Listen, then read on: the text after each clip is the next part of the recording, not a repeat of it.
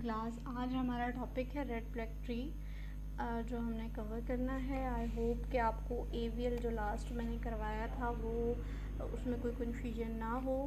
अगर कोई कन्फ्यूजन है भी तो उसके लिहाज से भी मैं थोड़े से पॉइंट्स यहाँ क्लियर कर देती हूँ जो मैंने लेक्चर में भी पहले प्रोवाइड किए हैं कि आपने हमेशा ये याद रखना है कि आप रेड ब्लैक ट्री बना रहे हैं या आप पीएसटी कर रहे हैं, वो एवीएल कर रहे हैं, तो उसका बीएसटी होना लाजमी है। अगर आप लोगों ने मेरा पहले लेक्चर लिए हैं तो आपको पता होगा कि मैंने उसमें बताया था कि बीएसटी क्या होता है। बीएसटी में हम हमेशा अपनी जो वैल्यूज़ हमारे पास जो इंसर्ट करने के लिए डेटा गिवन होता है, अगर मैं बात करूँ इस पे जैसे 10, 20, 30 इस टाइप का डेटा आपको प्रोवाइड किया जाएगा और उस डेटे को कहा जाता है कि इसका आप बीएसटी क्रिएट करें।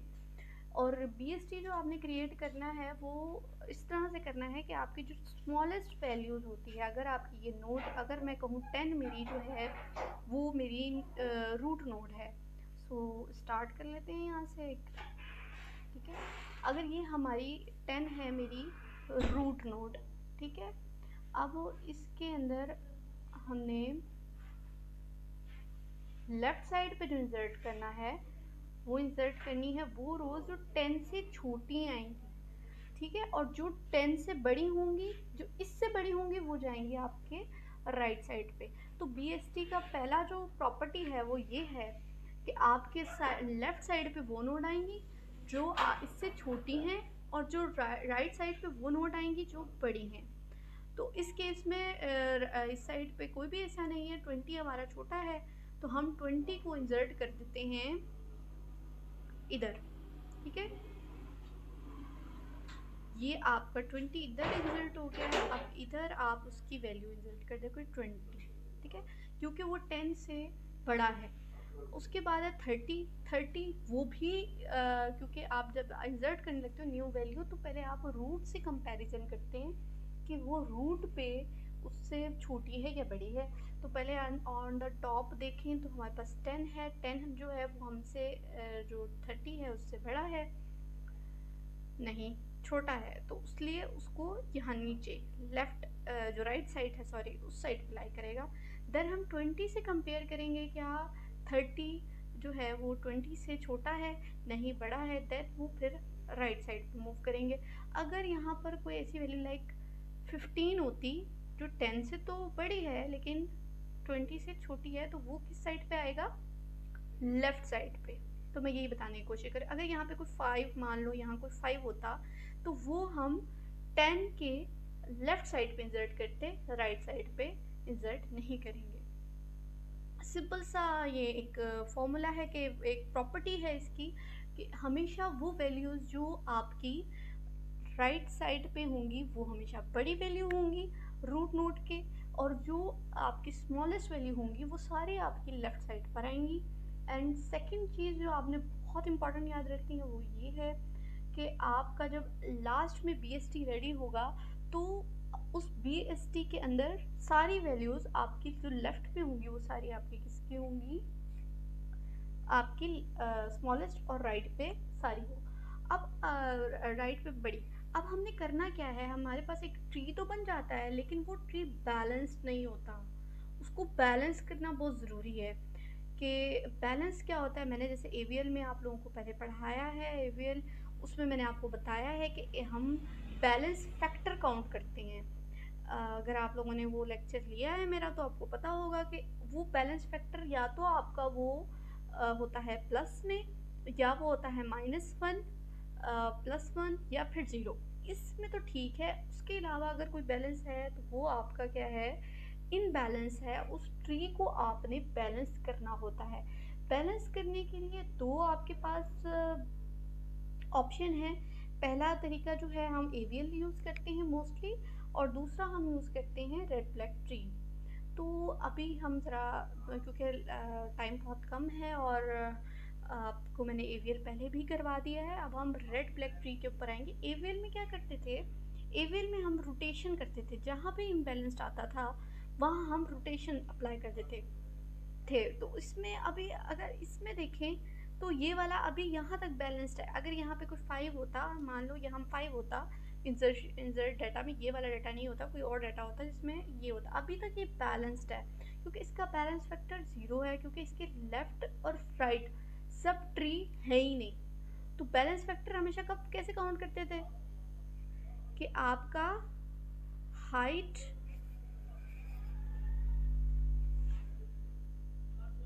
Balance factor is equal to आपका लेफ्ट पहले आएगा, height of left subtree और आपकी दूसरी हाइट कौन सी है, इसको राइज करके तो लिख देते हैं थोड़ा सा।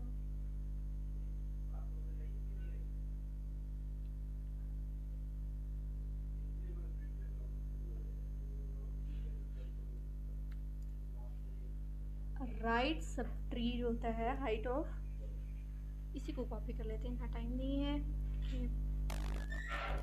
इसे कॉपी किया, इसको पेस्ट, कॉपी ही नहीं हो रहा कॉपी, आई थिंक कोई इशू है।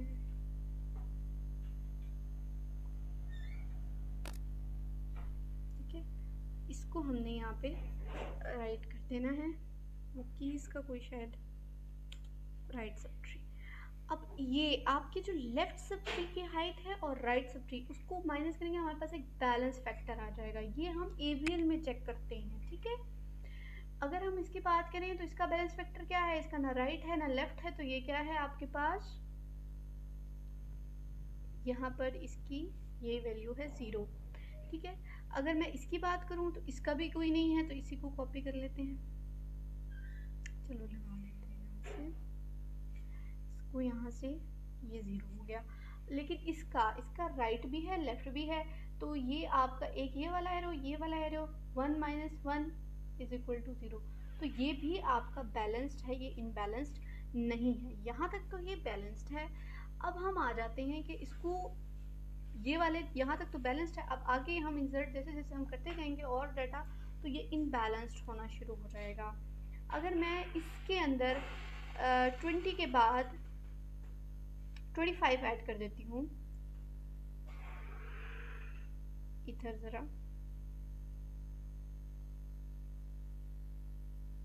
अगर मेरे पास कोई ऐसा डाटा है जिसमें मैंने 25 ऐड करना है, तो 25 जो है वो आपका 10 से बड़ा है तो इस साइड पे आएगा, 20 से भी बड़ा है 10 वो इस साइड पे आएगा, 25 मतलब ये राइट साइड पे मूव करेगा।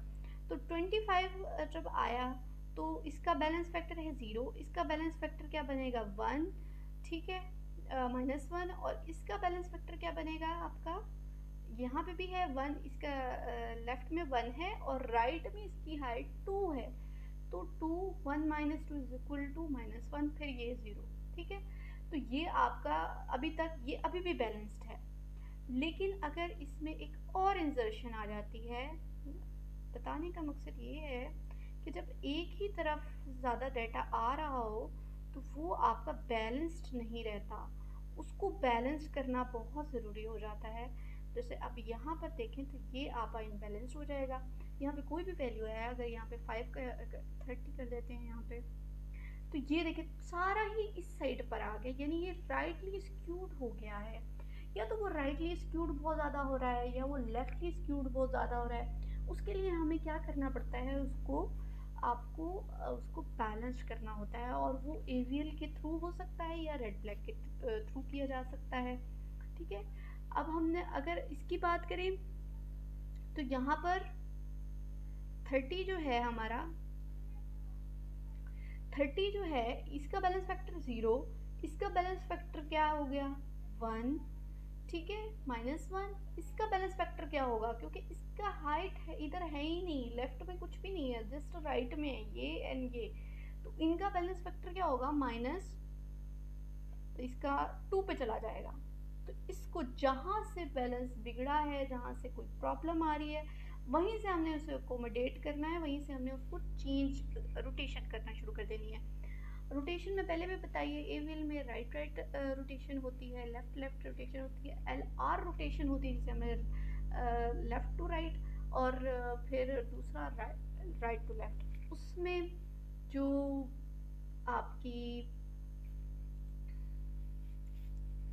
लेफ्ट लेफ्ट लेफ्ट लेफ्ट होती है, या फिर राइट राइट रोटेशन होती है, या आपके पास होता है फर्दर टाइप्स हैं इस तरह की। ये आपकी कैटेगरीज की हुई हैं कि इनमें आपने इसको रोटेट करना है और इसे बैलेंस करना है इन एवीएल। अभी तक मैं एवीएल पे रेड फ्लैग ट्री पे मैं इसलिए नहीं आई, थोड़ा सा मैं प्रीवियस रिकॉल करना चाह रही हूँ ताकि आपको रोटेशन का पता हो, क्योंकि आगे हमें रोटेशन रेड फ्लैग ट्री में भी कुछ रोटेशन करनी है। तो ये आपका सॉरी ठीक है, ये हो गया। अच्छा, लेफ्ट लेफ्ट कब करना है? जब लेफ्टली स्क्यूड हो रहा है, अगर यहाँ पर ही सारा आ रहा है, जहाँ लेफ्ट में आपका पूरा डेटा लाई कर रहा है, तो उसको हमने कैसे रोटेट करना है? क्लॉकवाइज रोटेट करना है, ठीक है।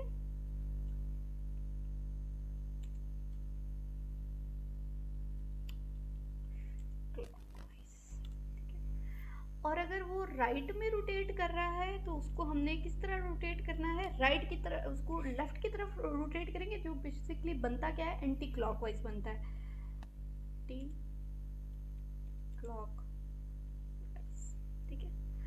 अब इसमें अगर आ जाए आप एल आर में, तो पहले आपको उसको एल एल में लेकर आना पड़ेगा, मीन्स आपको उसको क्लॉकवाइज, पहले क्लॉकवाइज से पहले इस कंडीशन में लेकर आना पड़ेगा, देन उसको रोटेट करना पड़ेगा। अभी तो इसमें तो केस में देखा जाए तो आपके पास क्या आ रहा है? ये वाला राइट टू राइट आ रहा है, इसको एंटी क्लॉकवाइज घुमाएंगे, मतलब 20 नीचे,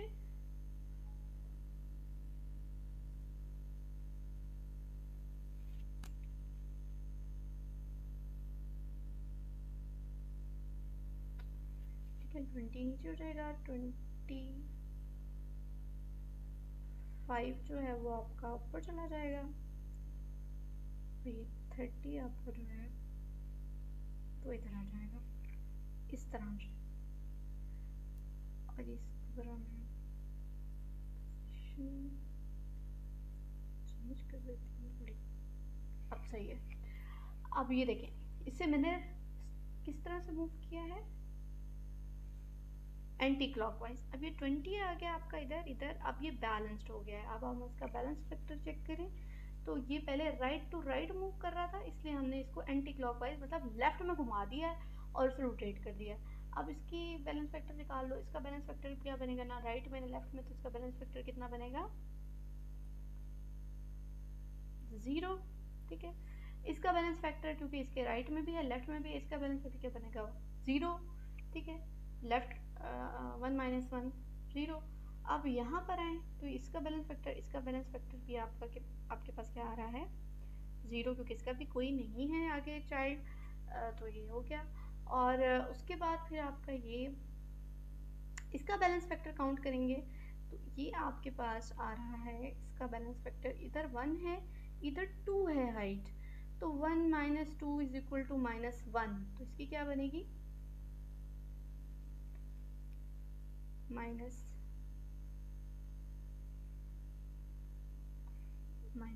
ठीक है।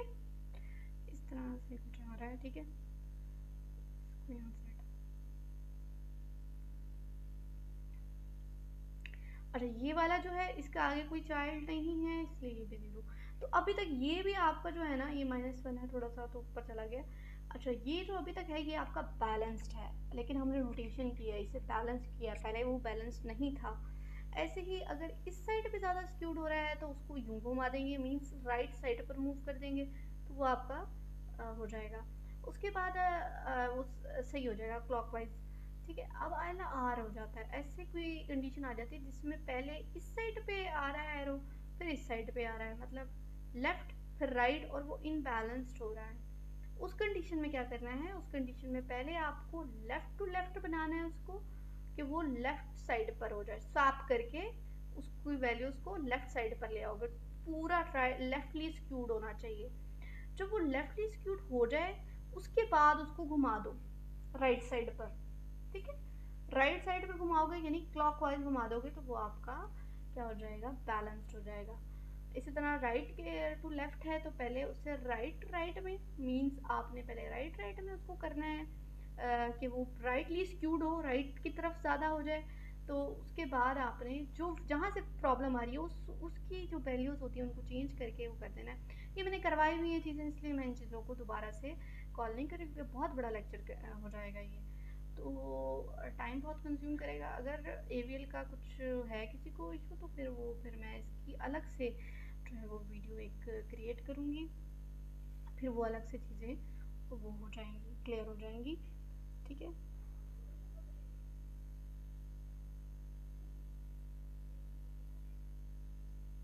ये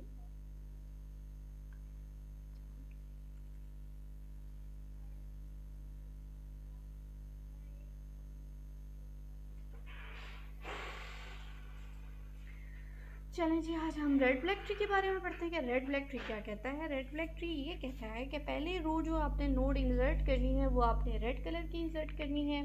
फिर उसके बाद चलें इसमें स्टार्ट कर देते हैं, वहीं से स्टार्ट करते हैं वही चीज़ें जो मैंने पहले भी बताई हैं। वो यहाँ पर हम एक नोड ले लेते हैं। पहली नोड है 10, उस 10 को हमने कर दिया किस कलर का, रेड कलर का। तो ये आपका हो गया है रेड कलर, ठीक हो गया, पहला रूल हो गया रेड कलर। फिर उस दूसरा स्टेप कहता है कि नोड जो है आपकी वो अगर रूट है तो उसको रीकलर करो विद ब्लैक कलर से। तो ये वाली नोड तो हमारी रूट नोड है तो इसको क्या कर देंगे,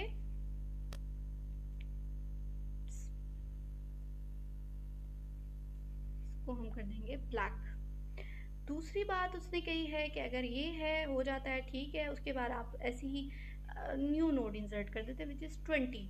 अब 20 क्योंकि अभी तक कोई कन्फ्लिक्ट नहीं है, ये इसकी वैल्यू भी 0 है और ये अभी तक हमारा बैलेंस्ड है। 20 पे आ जाए तो 20 पे आपको क्या कहता है वो कि आपने 20 इंसर्ट करना है इधर, यहाँ पर हम इसको इंसर्ट कर लेते हैं विच इज़ 20 क्योंकि 10 से पहले। अच्छा, ये BST वाली चीज़ प्रॉपर्टी याद रखनी है, भूलनी नहीं है। इंसर्शन के टाइम चाहे एवीएल कर रहे हैं चाहे हम अपना रेड ब्लैक ट्री कर रहे हैं तो ये वाली प्रॉपर्टी नहीं भूलनी है आपने हमेशा जो वैल्यू उससे बड़ी है, जो एक्सीड पर जा रही है, उसको हमेशा आपने राइट साइड पर लिखना है, लेफ्ट साइड पे नहीं लिखना। तो 20 क्योंकि आपका 10 से बड़ा है तो वो आपका किस साइड पर आ जाएगा, राइट साइड पर आ जाएगा, और उसको हमने यहाँ पे लिख दिया है 20। ठीक है, अब इसका कलर कर दो, इसको कलर करते हैं। कलर क्या करना है, इसको हमने कलर कर दिया रेड, ठीक हो गया, क्योंकि हमारा पहले एल्गोरिथम की जिसकी प्रॉपर्टीज़ है वो उसमें यही है कि आपने सबसे पहले जो न्यू नोड ऐड करनी है वो आपने रेड कलर की करनी है। ठीक है, अभी यहाँ तक कोई कन्फ्लिक्ट नहीं है क्योंकि आर कोई कन्फ्लिक्ट आया ही नहीं। आर कन्फ्लिक्ट मैंने पहले भी बताया है, वो कन्फ्लिक्ट होता है जिसमें आपके पास एक नोड है और उसके बाद उसका ये मान लो ये 10 है और अभी आएगा बल्कि आर वो मैं आपको भी बताऊंगी, इसी में आएगा। ठीक है, 30 ऐड करते हैं। 30 हमारा किस साइड पर ऐड करेंगे, 30 क्योंकि आपका 10 से बड़ा है तो वो राइट साइड पर जाएगा, छोटी साइड पे हमने आना ही नहीं है क्योंकि हमारा वो वैल्यू छोटी है ही नहीं, तो इसकी इस साइड पर आ जाते हैं और ये आपका इस साइड पर लाई करेगा। ठीक है, अब आपने इसको 20 के साथ यहाँ आपने इसको 30 कर देना है। ठीक है, अब ये वैल्यू जो है आपकी किसकी होगी, ये जो इसका कलर क्या होगा, ऑब्वियसली रेड होगा क्योंकि वो प्रॉपर्टी है कि उसका जो न्यू नोड ऐड करें वो आपको हमेशा रेड कलर की होनी चाहिए। तो ये यहाँ तक कंप्लीट हो गया। अब यहाँ तक ये कंप्लीट हो गया। अब उसके बाद वो क्या कह रहा है, अगर ये आपने इंसर्ट कर दी 30, अब देखो अब आ रहा है कन्फ्लिक्शन यहाँ पर, रेड रेड ये चीज़ समझाने की कोशिश करी थी कि ये वॉयलेशन है। ये देखें केस 2 ये कहता है अगर आर वॉयलेशन हो रही है तो क्या करना है। अगर आर वॉयलेशन हो रही है तो कुछ सिंपल सी चीज़ करनी है, क्या, पहले चेक करो कि पेरेंट क्या रेड है। हाँ जी, पेरेंट रेड है तभी तो हुआ है ना आर। ठीक है, उसके बाद फिर चेक करोगे अंकल रेड है। अंकल क्या होता है, आप मान लो कि ये आप हो, ये आपके फादर है और ये आपके ग्रैंडफादर है। तो ग्रैंडफादर का जो बेटा दूसरा बेटा होगा वो क्या लगेगा, आपका अंकल।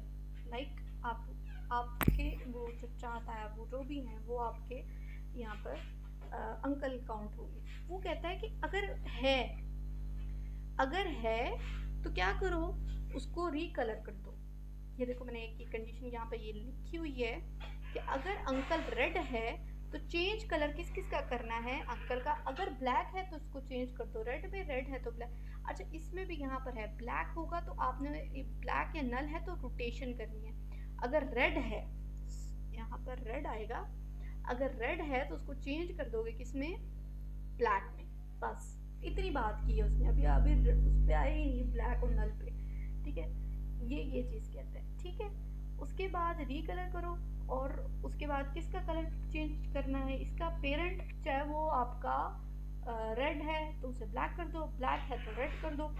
इसी तरह ग्रैंड पेरेंट है, अगर वो रेड है तो उसे ब्लैक करना है, जो ब्लैक है उसे रेड कर देना है, चेंज कर देना है बस कलर। ये बात यहाँ तक कंप्लीट हो गई। उसके बाद दूसरा केस है कि अंकल अगर ब्लैक कलर के हैं या नल हैं, मौजूद ही नहीं है, तो परफॉर्म करो रोटेशन। रोटेशन मीन्स आपने रोटेट करना है और उसको बैलेंस करना है और रिकलर, फिर रिकलर करना है। जिन जिनको रोटेट किया है उनको आपने रिकलर कर देना है। तो इस केस में आर कॉन्फ्लिक्ट के अंदर दूसरा वाला केस बनता है, पहला वाले को देखेंगे ही नहीं, दूसरे केस को देखेंगे। दूसरा केस क्या कह रहा है कि ये आप 20 जो है इसका कोई भाई है नहीं है, यानी जो 10 रूट नोड है उसका सिर्फ एक ही बेटा है और कोई बेटा ही नहीं है। तो आपके अंकल नहीं है, तो अंकल नहीं है तो यानी नल है, नल है तो क्या करना है, रोटेशन। रोटेशन कौन सी, एवीएल वाली आर रोटेशन। आर रोटेशन के अंदर हम इसको रोटेट कर देंगे लेफ्ट साइड पे, मीन्स आपको एंटी क्लॉकवाइज से घुमा देना है। तो इसे एंटी क्लॉकवाइज घुमा देते हैं, यहाँ कर देते हैं जी 20, इधर कर देते हैं 30, और ये वाली बेसिकली हम इसको नहीं छेड़ रहे, ये वही है, सिर्फ हम इसको घुमा रहे हैं। अगर हम देखें तो हमने जस्ट इसको घुमाया है, मीन्स चलो मैं ड्रॉ करके बता देती हूँ। स्टूडेंट्स जो है ना वही कंफ्यूज हो जाते हैं कि किस तरीके से रोटेशन किया। अगर हम इसको करें, अगर हमें इसको घुमाती हूँ एंटी क्लॉकवाइज, 20 से पकड़ के घुमाऊंगी ना तो 20 आपका ऊपर आ जाएगा और ये आपकी जो है इधर।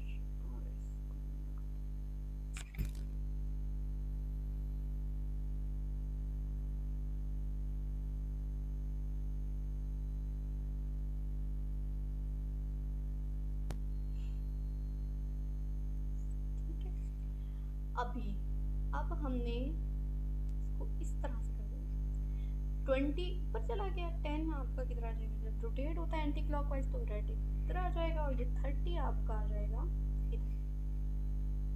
ठीक हो गया, यहाँ तक ये चीज़ कंप्लीट हो गई। अब आपने क्या करना है, 20 जो आपका है इसका कलर क्या है, रेड। घुमाया हमने सिर्फ दो वैल्यूज को, 30 एज इट इज वहीं खड़ी है जहाँ पे थी वो। ठीक है, अब वो 20 के राइट साइड में था, 20 के राइट साइड में ही है, सिर्फ इन दोनों को घुमाया है। तो पहले तो इसका कलर क्या था, रेड था, इसका कलर क्या कर दो, ब्लैक कर दो, क्योंकि उसे कहा है ना, ये देखें यहाँ पर रिकलर द नोड अकॉर्डिंगली, यानी आपने उसको कलर भी करना है। अगर मैं इसका कलर करूँ तो इसका कलर क्या बनेगा, रेड था, ब्लैक कर दो। ठीक है, थोड़ा सा ऊपर लिख देते हैं। और ये क्या कलर थे, ये कलर पहले ब्लैक था, अब ये रेड हो जाएगा। ठीक है, अब आप कहोगे कि वो तो रूट नोड थी, लेकिन वो वहाँ रूट थी, यहाँ पर आके वो रूट नोड नहीं है। ठीक है, और अगर इसकी बात करूँ मैं, ये 30 एज इट इज़ है, कोई मसला नहीं है, 30 को ठीक है। अब आपका ये वाला ट्री जो है ये पहले स्क्यूड था, वो देखो रेड, इसका कलर वही रहा है जो पहले था, मैंने यहाँ से उठा के डाल दिया। ये देखो इसका रेड ही है, रेड को मैंने चेंज नहीं किया है, सिर्फ जो रोटेट किए हैं उनको चेंज किया है। आई होप के बात क्लियर हो गई हो और समझ आ गई हो। ठीक है, अब यहाँ तक ये कंप्लीट हो गया। इसके बाद हमने कुछ नहीं करना, ये वाली हम हटा देते हैं यहाँ से,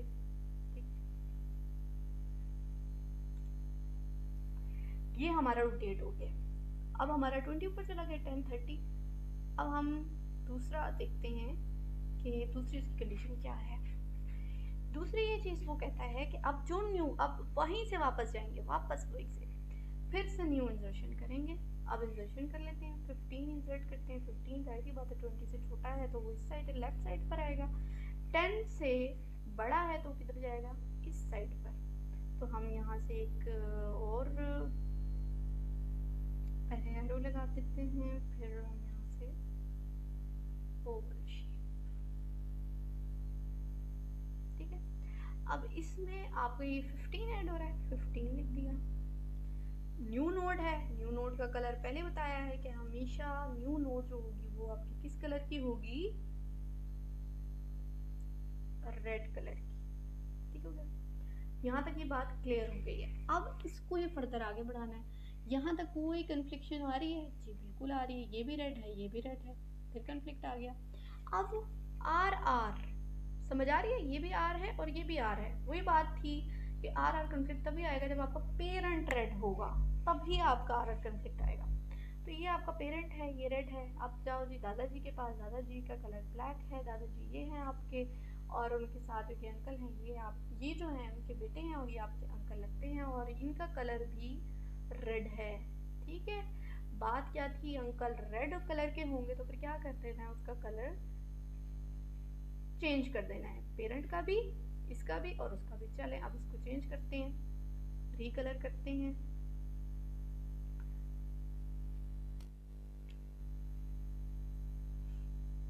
ठीक है, अब इसका कलर क्या होगा, रेड है, ब्लैक कर दो,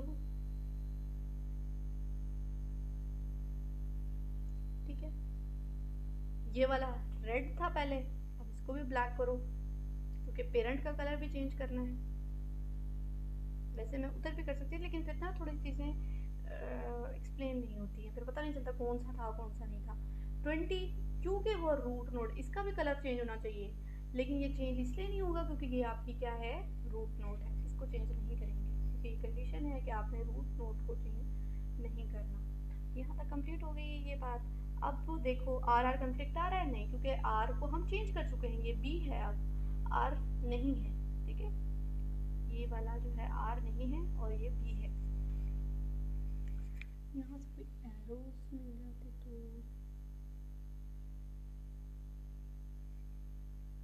नहीं, अच्छा चलिए ठीक है। मैं सोची थी कि कोई एरो मिल जाता, जैसे मैं क्रॉस कर लेती इसको, तो वो चीज़ यहाँ पे मुझे भी नहीं दिख रही। सो यहाँ तक ये कंप्लीट हो गया। अब हमने क्या करना है इसमें, यहाँ तक ये, इसमें कोई कन्फ्यूजन नहीं है। अब हमने नेक्स्ट, क्योंकि ये बी है, ये भी, ये आर है, ये इसका कलर बी है, ये अगर आर आर भी होते तो कोई फ़र्क नहीं पड़ता था। अब हमारे पास नेक्स्ट इंसर्शन आ रही है 25। 25 की जगह इंसर्ट होगा 20 से, क्योंकि वो बड़ा है तो वो 30 में, 30 इस साइड पर आए, मतलब राइट साइड पर आएगा। फिर 30 से कंपैरिजन करेंगे, 30 से क्या बड़ा है, वो नहीं, छोटा है, तो वो लेफ्ट साइड पे चला जाएगा। मीन्स 30 के लेफ्ट में 25 ऐड होगा, 20 के राइट में, 30 के लेफ्ट में। ये यहाँ पर हम कर देते हैं, ये यहाँ पर इसको ऐड कर देते हैं 25 को, थोड़ा सा इसका साइज। अब ठीक है, अब ये देखें, न्यू नोड है, कलर क्या होना चाहिए, इसका कलर रेड होना चाहिए। ये थोड़ा सा ना शेप इधर हो रही है, मैं इसको थोड़ा सा सेट कर दूँ ताकि ये स्टूडेंट को ना परेशानी ना हो। अब समझ आ रहा होगा। अब ये आपका आ गया लेफ्ट साइड पर, राइट साइड पर वो तो इस साइड पर जाएगा, और वो 30 से बड़ा होना चाहिए। 25 है, अब ये किस कलर की होगी, ये भी आपकी रेड कलर की होगी, क्योंकि पहले ही कंडीशन है कि हमेशा न्यू नोड हमेशा रेड कलर की होनी चाहिए। क्या हो गया आपका रेड, चलिए कंप्लीट हो गया यहाँ तक। अब इसमें कोई कन्फ्लिक्ट नहीं क्योंकि इसका कलर है ब्लैक, इसका कलर है रेड, तो ये कोई कन्फ्लिक्ट नहीं है। यहाँ तक बिल्कुल ठीक है। मामला कब बिगड़ेगा, जब आपका रेड रेड कॉन्फ्लिक्ट आएगा। अब नेक्स्ट है फिफ्थ, 5 को इंसर्ट करना है। 5 को किधर इंसर्ट करेंगे?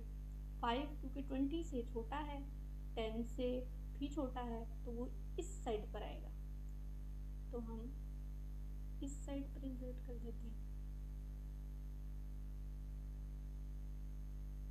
ठीक है, अब यहाँ पर हम लिख देते हैं 5। ये 5 आ गया। अब 5 क्योंकि न्यू नोड है, इसका कलर भी क्या होना चाहिए? ये भी आपकी रेड कलर की होनी चाहिए। हो गई रेड। अब देखो क्या कन्फ्लिक्ट आ रहा है,